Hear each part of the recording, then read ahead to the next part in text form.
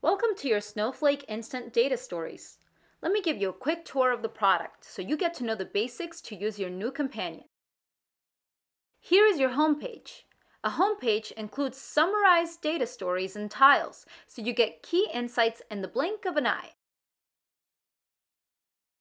You can narrow these insights to a specific period of time here and on specific Snowflake warehouses. If you want to get more details on your stories, you can navigate through the chapters on the left side of your app. In each chapter, you will find different stories. A Toucan story is made of two main elements: a single chart and a contextualized environment with a comment to narrate the story's purpose, the glossary on the right side with key definitions so everyone can understand the stories the same way,